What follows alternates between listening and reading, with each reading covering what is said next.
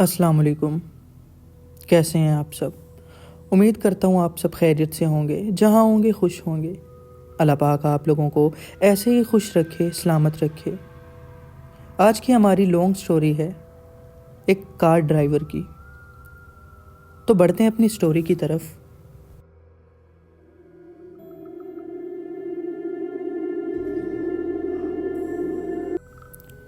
میرا نام کامران ہے اور میں 28 سال کا ہوں۔ میرا تعلق ایک چھوٹے سے گاؤں سے ہے جو پنجاب کے علاقوں میں واقع ہے۔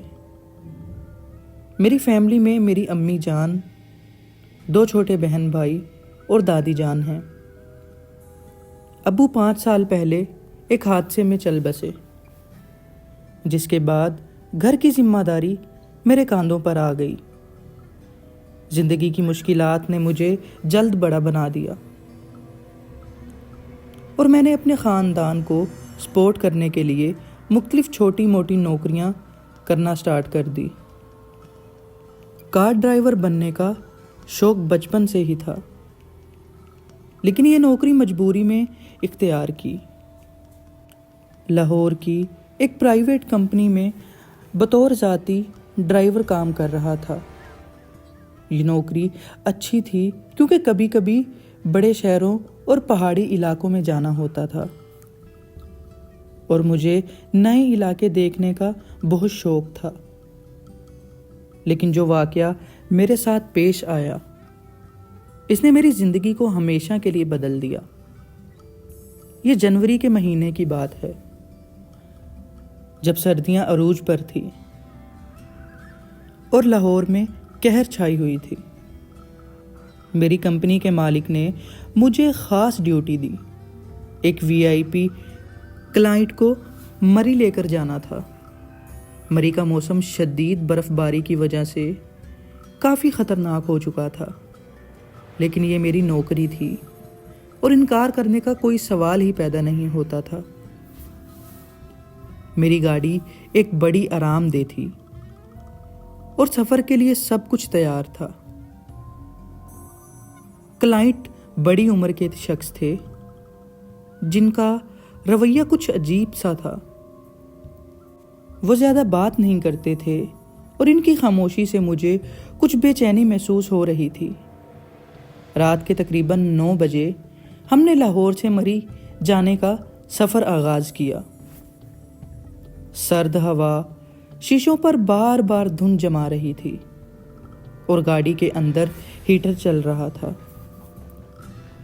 راستہ شروع میں تو آرام دہ تھا، لیکن جیسے ہی ہم پہاڑی علاقوں میں داخل ہوئے، برف باری شروع ہو گئی۔ رات کے دوران ہم ایک چھوٹے سے ہوٹل میں قیام کرنا پڑا کیونکہ برف باری نے راستہ بند کر دیا تھا۔ صبح ہوتے ہی ہم نے دوبارہ سفر شروع کیا۔ راستے میں ایک مقام پر ایک شخص ہمیں ہاتھ دے کر لفٹ مانگ رہا تھا۔ وہ چھوٹا بیگ اٹھائے ہوئے تھا اور اس کے چہرے پر خوف کے آثار نمایاں تھے۔ کلائنٹ نے اسے گاڑی میں بیٹھنے کی اجازت دے دی اور وہ شخص کہنے لگا وہ ایک نزدیکی گاؤں کا رہائشی ہے اور برف باری کی وجہ سے اپنی منزل تک نہیں پہنچ پایا۔ اس کی باتوں میں ایک عجیب سی بے چینی تھی، لیکن میں نے زیادہ دھیان نہیں دیا۔ جیسے ہی ہم آگے بڑھے، اس نے کہنا شروع کیا، یہ راستہ محفوظ نہیں ہے۔ اس علاقے میں کچھ ایسے واقعات پیش آتے ہیں جو عام انسانوں کی سمجھ سے باہر ہیں۔ کلائنٹ نے اسے ٹوک دیا اور کہا کہ ایسی باتیں ہمیں نہ سنائے، لیکن میرے دل میں ایک عجیب سی بے چینی بڑھ رہی تھی۔ تیسرے دن شام کے وقت ہم ایک ویران علاقے میں پہنچے۔ راستہ مکمل سنسان تھا اور برف باری کی شدت بڑھتی جا رہی تھی۔ اچانک گاڑی کے ٹائر سے ایک عجیب سی آواز آنے لگی، جیسے کوئی چیز اس کے ساتھ رگڑ کھا رہی ہو۔ میں نے گاڑی روکی اور نیچے جا کر دیکھا، لیکن کچھ بھی غیر معمولی نظر نہیں آیا۔ جب میں واپس آیا تو کلائنٹ اور وہ مسافر پریشان دکھائی دیے۔ کلائنٹ نے کہا کہ انہیں ایسا محسوس ہوا جیسے کوئی چیز کھڑکی کے باہر جھانک رہی تھی۔ میں نے انہیں یقین دلایا کہ یہ محض ان کا وہم ہوگا۔ ہم آگے بڑھنے ہی والے تھے کہ اچانک گاڑی کے آگے ایک سائے جیسا کچھ نظر آیا۔ میں نے بریک لگائی، لیکن جب ہم نیچے اترے تو وہاں کچھ بھی نہیں تھا۔ مسافر نے دوبارہ کہنا شروع کیا، میں نے کہا تھا نا، یہ راستہ محفوظ نہیں ہے، یہاں وہی ہوتا ہے جو وہ چاہتے ہیں۔ رات کے وقت جب ہم ایک نزدیکی گاؤں میں پہنچے تو گاڑی کا ایندھن ختم ہو گیا۔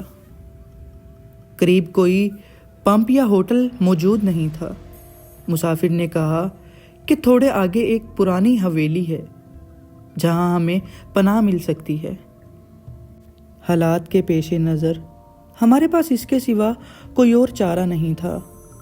حویلی کافی پرانی اور خستہ حال تھی۔ دروازہ کھٹکھٹانے پر ایک بوڑھی عورت باہر آئی جس نے ہمیں اندر آنے کی اجازت دی، لیکن اس نے ایک بات کہی، یہاں جو بھی ہو کھڑکیاں بند رکھنا اور رات کے وقت باہر مت جانا۔ اندر کا ماحول کافی عجیب تھا۔ کمروں میں پرانے طرز کا سامان تھا اور ہر چیز پر مٹی جمع ہوئی تھی۔ رات کے وقت جب ہم آرام کرنے لگے تو باہر عجیب آوازیں آنا شروع ہو گئی، جیسے کوئی برف پر چل رہا ہو، لیکن حویلی کے ارد گرد کوئی نشان نہیں تھے۔ صبح ہوئی تو وہ مسافر غائب تھا۔ اس کا بیگ وہیں تھا، لیکن وہ کہیں نظر نہیں آ رہا تھا۔ جب ہم نے اس بوڑھی عورت سے پوچھا تو اس نے کہا کہ یہاں آنے والے کئی لوگ رات کو غائب ہو جاتے ہیں۔ وہ کہنے لگی کہ اس علاقے میں کئی سال پہلے ایک حادثہ ہوا تھا جس میں ایک پوری فیملی برف کے طوفان میں دب گئی تھی۔ ان کی روحیں آج بھی اس رستے پر بھٹکتی ہیں۔ ہم فوری حویلی سے باہر نکلے اور جیسے تیسے گاڑی کو دھکا لگا کر چلایا۔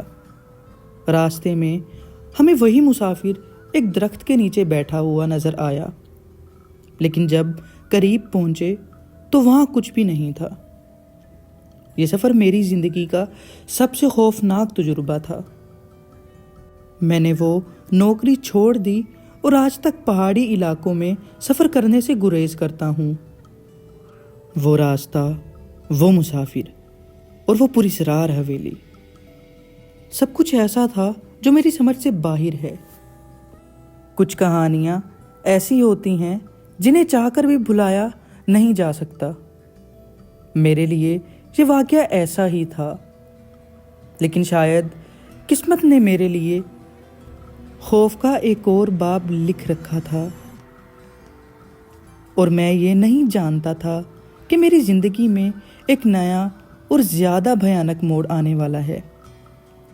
اس خوفناک واقعے کے بعد میں نے اپنی نوکری چھوڑ دی اور اپنے گاؤں واپس آ گیا، لیکن گاؤں میں کوئی مستقل روزگار نہیں تھا اور میں دوبارہ لاہور لوٹ گیا۔ ایک دن میرے ایک دوست نے بتایا کہ ایک نئی ڈرائیور کی نوکری دستیاب ہے جس میں تنخواہ اچھی ہے، لیکن کام تھوڑا عجیب ہے۔ کام یہ تھا، مجھے رات کے وقت ایک مخصوص مکان کے رہائشیوں کو دوسرے شہر تک لے جانا تھا۔ میرے ذہن میں فوری وہ پرانی حویلی کا خیال آیا، لیکن میں نے خود کو سمجھایا کہ شاید میں ضرورت سے زیادہ سوچ رہا ہوں۔ پہلے دن میں نے اس نوکری کے لیے دفتر سے ہدایت لی اور شام کے وقت دیے گئے پتے پر پہنچ گیا۔ یہ جگہ لاہور کے ایک پرانے علاقے میں واقع ہے جہاں گلیاں تنگ اور خاموشی تھی۔ مکان باہر سے کافی پرانا لگ رہا تھا، لیکن اندر داخل ہوتے ہی مجھے عجیب سی گھٹن محسوس ہوئی۔ مکان میں موجود شخص ایک بوڑھا آدمی تھا۔ جس نے کہا میری ذمہ داری ان کے مہمانوں کو منزل تک لے جانا ہے۔ اس نے یہ بھی کہا کہ میں دوران سفر کسی سوال کا جواب نہ دوں اور نہ ہی پیچھے مڑ کر دیکھوں۔ یہ ہدایت کافی عجیب لگی، لیکن میں نے سوچا کہ شاید یہ ان کا طریقہ ہوگا۔ دوسری رات میرا پہلا سفر تھا۔ میں وقت پر مکان پہنچا اور 2 مسافر میرے انتظار میں تھے۔ دونوں کے چہرے دھندلے نظر آ رہے تھے، جیسے کوئی دھند ان کے ارد گرد ہو۔ انہوں نے بغیر کچھ کہے گاڑی میں بیٹھنے کا اشارہ کیا اور میں نے سفر شروع کیا۔ راستے میں عجیب بات یہ تھی کہ گاڑی کا پچھلا حصہ مسلسل ٹھنڈا ہو رہا تھا، جیسے کسی نے کافی زیادہ برف رکھ دی ہو۔ میں نے ہمت کر کے ریئر ویو مرر میں جھانکنے کی کوشش کی، لیکن دونوں مسافر ایک عجیب سے سائے میں لپٹے ہوئے تھے۔ ایک مقام پر انہوں نے گاڑی روکنے کا کہا۔ میں نے گاڑی روکی، لیکن جیسے ہی مڑ کر دیکھا گاڑی خالی تھی۔ وہ دونوں مسافر کہیں غائب ہو چکے تھے۔ تیسری رات بوڑھے آدمی نے مجھے خبردار کیا کہ اس بار میرے مسافر زیادہ عجیب ہوں گے اور مجھے سختی سے کہا کہ گاڑی کا اندرونی آئینہ بند کر دو۔ جب مسافر آئے تو میں نے ان کے قدموں کی آواز سے ہی محسوس کیا کہ کچھ ٹھیک نہیں ہے۔ جیسے ہی انہوں نے گاڑی میں قدم رکھا، ایک عجیب سی بو پھیل گئی، جیسے کچھ عرصے پرانی مٹی کی۔ میں نے آئینہ بند کر دیا اور اپنی نظریں سامنے مقروض کر لیں۔ راستے میں ایک موڑ پر مجھے پیچھے سے ہنسنے کی آواز آئی۔ ہنسی دھیمی تھی، لیکن اس میں ایسی گونج تھی جیسے کسی کنویں کے اندر سے آ رہی ہو۔ میں نے نظر انداز کیا اور اپنی دعائیں پڑھتا رہا۔ چوتھی رات تک میری ہمت جواب دے چکی تھی۔ میں نے بوڑھے آدمی سے پوچھا کہ مسافر کون ہیں؟ اس نے خاموشی سے ایک بات کہی، یہ وہ لوگ ہیں جو اپنی منزل تک نہیں پہنچ سکے اور تم ان کے آخری سفر کے ساتھی ہو۔ یہ سنتے ہی میری ریڑھ کی ہڈی میں سنسناہٹ دوڑ گئی۔ میں نے نوکری چھوڑنے کا فیصلہ کیا، لیکن اس نے کہا کہ جو اس نوکری کو چھوڑنے کی کوشش کرتا ہے، اسے ہمیشہ کے لیے اس سفر کا حصہ بنا دیا جاتا ہے۔ 5ویں رات مجھے ایک آخری سفر کرنے کو کہا گیا۔ اس رات کے مسافر خاص تھے، ایک عورت اور ایک چھوٹا بچہ۔ عورت کی نظریں مسلسل نیچے تھیں اور بچہ خاموشی سے اپنی گود میں بیٹھا ہوا تھا۔ راستے میں عورت نے پہلی بار مجھ سے بات کی، یہ ہمارا آخری سفر ہے، اس کے بعد تم ہمیں دوبارہ نہیں دیکھو گے، لیکن یاد رکھو ہر کوئی ایسا خوش نصیب نہیں ہوتا۔ یہ سنتے ہی بچہ آہستہ سے مسکرایا اور اس کے دانت انسانوں جیسے نہیں تھے اور وہ تیز اور نوکیلے تھے۔